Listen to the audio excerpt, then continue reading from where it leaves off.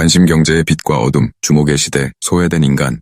오늘날 우리는 정보의 홍수 시대를 살아가고 있다. 이제 사람들은 수많은 디지털 기기와 SNS, 그리고 끝없이 펼쳐진 온라인 플랫폼을 통해 시시각각으로 쏟아지는 정보를 소비한다. 이때 가장 중요한 자원은 무엇일까? 바로 관심이다. 1971년 허버트 사이먼이 정보가 풍부해지면 인간의 관심은 필연적으로 희소해질 것이라고 한 통찰 이래 관심은 경제적 가치로 간주되고 있다. 현대의 기업들은 이용자의 관심을 어떻게 사로잡을지를 고민하고 정책 입안자들도 미디어를 통해 흘러가는 여론과 접점을 찾으려 애쓴다. 자연스럽게 관심 경제는 시대의 화두가 되었다.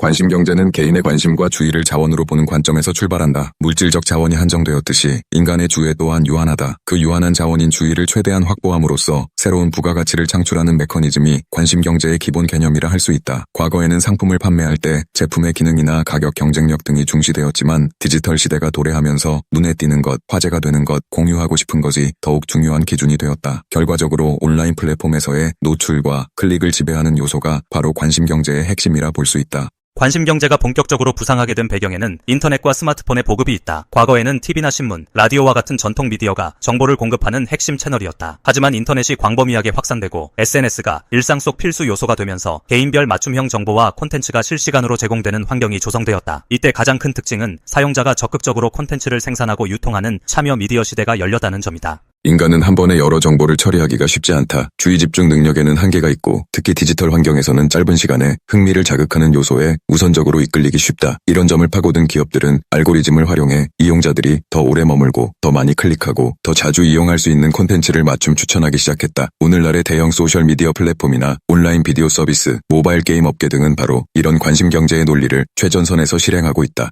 특히 페이스북, 유튜브, 틱톡, 인스타그램 등 글로벌 플랫폼들은 이용자의 관심을 사로잡기 위해 개인화 알고리즘을 정교화하고 푸시 알림을 통해 끊임없이 재방문을 유도한다. 이러한 방식은 플랫폼이 광고 수익을 최대화하도록 설계되어 있으며 관심이 곧 광고 노출에 직결되고 광고 노출은 곧 수익과 연결된다. 이렇게 관심이 기업의 핵심 수익원으로 부각되면서 사람들의 시선과 시간을 어떻게 더 많이 붙잡아둘 것인가 라는 문제가 시장의 주요 쟁점이 되고 있다. 관심 경제가 어떻게 실제로 작동하는가를 살펴보면 거기에는 크게 알고리즘의 정교함, 인간 심리의 취약성, 그리고 중독성을 유발하는 기제가 얽혀 있다. 먼저 알고리즘 측면에서 플랫폼 기업들은 막대한 양의 데이터를 바탕으로 인공지능과 머신러닝 기술을 활용해 이용자 맞춤형 콘텐츠를 지속적으로 제공한다. 이를 통해 내가 좋아할 만한 영상이나 게시물, 뉴스 기사가 끊임없이 추천되기 때문에 이용자 입장에서는 플랫폼을 떠나기 어렵게 된다. 한편 인간 심리의 취약성도 큰 역할을 한다. 사람들은 무의식적으로 지금 놓치면 뒤처지는 것 아닐까 하는 두려움을 느끼면서 최신 소식이나 다른 사람들의 반응을 끊임없이 확인한다. 또한 좋아요, 리트윗, 구독자 수 등으로 대변되는 사회적 인정 욕구가 미디어 사용에 추가 자극을 주는 구조다. 이것은 일종의 보상 시스템으로 작동하여 이용자가 점점 더 많은 시간을 그 플랫폼에 쏟아붓게 만든다. 이러한 모든 요소는 중독 구조를 띠며 이는 곧 관심 경제가 성립하는 핵심 메커니즘이 된다. 예컨대 유튜브나 넷플릭스의 자동 재생 기능은 이용자가 끊임없이 다음 콘텐츠로 이어지도록 설계되어 있으며 이런 설계는 사람들이 다른 활동에 쓰일 수 있는 시간을 잠식한다. 더욱이 짧고 강렬한 영상을 통해 즉각적 만족감을 누리는 습관이 형성되면 깊이 사고하는 능력이 약해지며 피상적 정보 소비 패턴이 강화될 수 있다는 우려도 제기되고 있다. 관심 경제는 우리 삶에 다양한 변화를 가져왔다. 먼저 정치 사회적 영역에서 관심 경제는 여론 형성과 정치적 의사결정에까지 큰 영향력을 미치고 있다. SNS의 급속한 확산으로 인해 특정 이슈가 바이럴로 번지면 전 세계 수많은 사람들이 실시간으로 그것을 접하고 개인 의견을 표출한다. 이렇게 집단적 관심이 특정 순간에 집중되면 가령 해시태그 운동이나 챌린지 등을 통해 사회적 움직임이 만들어지기도 한다. 이는 시민 참여와 민주주의 측면에서 긍정적 측면도 있으나 동시에 지나치게 감정적이거나 단편적인 이슈가 과도한 공론의 비중을 차지하는 역설을 낳기도 한다. 또한 문화 엔터테인먼트 산업에서도 관심 경제는 새로운 흐름을 창출했다. 밈 문화가 대표적이다. 이제 유튜브나 틱톡에서 시작된 밈이 순식간에 전 세계로 퍼지고 그것을 재가공한 영상이 다시 관심을 얻는 사이클이 반복된다. 이는 전통적 미디어나 광고 방식과 다른 접근을 통해 더 빠르고 넓은 파급 효과를 일으키며 결과적으로 바이럴 마케팅이라는 새로운 산업 생태계를 형성했다. 이러한 측면은 창작자들에게는 새로운 기회가 될 수 있지만 짧은 순간에 주목받는 파편적 콘텐츠에 의존하는 구조가 심화되면서 예술성과 정체성이 희석될 우려도 나온다.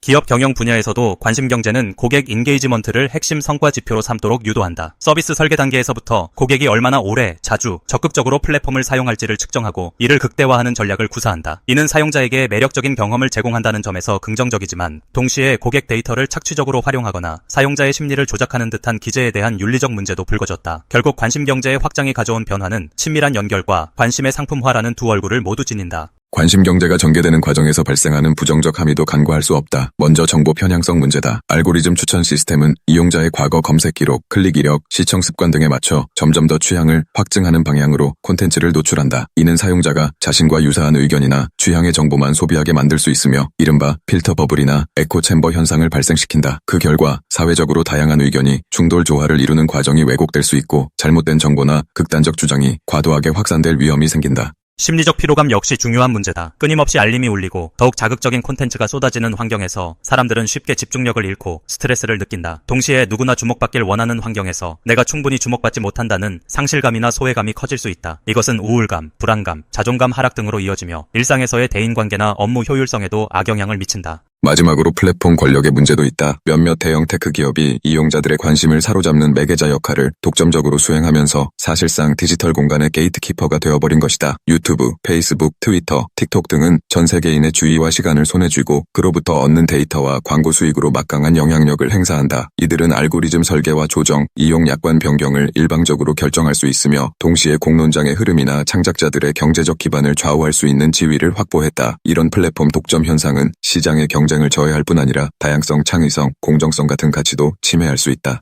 관심 경제 속에서 개인과 사회가 건강하게 살아가려면 먼저 미디어 리터러시를 강화해야 한다. 이는 개인이 정보를 비판적으로 수용하고 자신의 미디어 사용 습관을 자각하며 더 나아가 플랫폼이 작동하는 방식을 이해하고 통제할 수 있게 하는 능력이다. 교육 현장에서부터 이러한 역량을 함양하는 프로그램이 필요하며 성인에게도 지속적인 학습 기회가 주어져야 한다. 플랫폼 기업의 책임도 중요하다. 이용자의 관심을 과도하게 착취하는 방식에서 벗어나 사용자 경험을 질적으로 개선하고 심리적 사회적 건강을 도모하는 방향으로 서비스를 설계할 필요가 있다. 예컨대 SNS 플랫폼의 경우 중단 시간 알림이나 자기 통제 기능 등을 더 적극적으로 도입 홍보할 수 있다. 또한 알고리즘을 투명하게 공개하고 개인화 추천 시스템에 대한 이용자의 선택권을 확대함으로써 정보 편향성을 완화할 수 있는 길도 열어야 한다. 정부와 규제당국의 역할도 빼놓을 수 없다. 독점화된 플랫폼 권력은 각종 사회 경제적 문제를 야기할 수 있기에 경쟁법 및 데이터 보호 규제 등을 통해 이들의 남용을 견제해야 한다. 거대 플랫폼이 모든 주목과 데이터를 독점하지 못하도록 작은 서비스나 콘텐츠 창작자들도 공정하게 경쟁할 수 있는 환경을 조성해야 할 것이다. 동시에 가짜뉴스나 혐오 표현, 사이버 폭력 등 관심 경제의 그늘로 부상하는 문제들에 대한 법적 제도적 대처도 필요하다.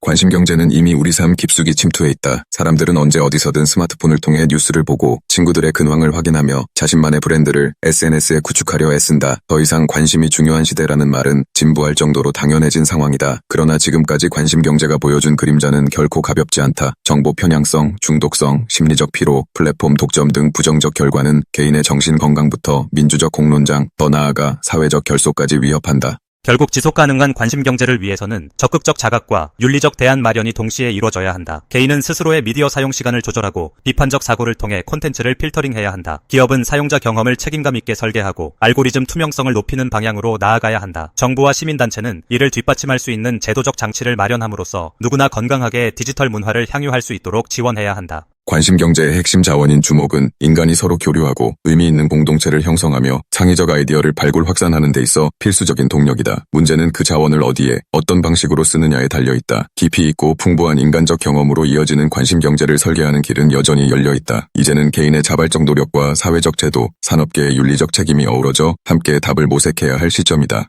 위 에세이는 관심 경제가 우리 사회, 경제, 문화 전반에 미치는 영향과 그 원리를 다각도로 살펴보고 이를 둘러싼 문제점과 개선 방향을 함께 제시했다. 관심 경제가 지닌 잠재력과 위험성을 균형 있게 고려하면서 본질적으로 희소한 자원인 인간의 주의를 어떻게 활용하고 보존할지에 대한 근본적인 고민이 필요하다. 지금 이 순간에도 수많은 디지털 플랫폼들이 우리의 눈길과 시간을 얻기 위해 분투하고 있다. 이러한 상황에서 우리가 가져야 할 태도는 의식적인 선택과 균형 잡힌 삶에 대한 실천이다. 결국 건강한 관심 경제란 효율성만을 좇는 경쟁에서 벗어나 인간적 가치를 지키고 공동체를 풍요롭게 하는 길로 이끄는 힘이 되어야 하기 때문이다.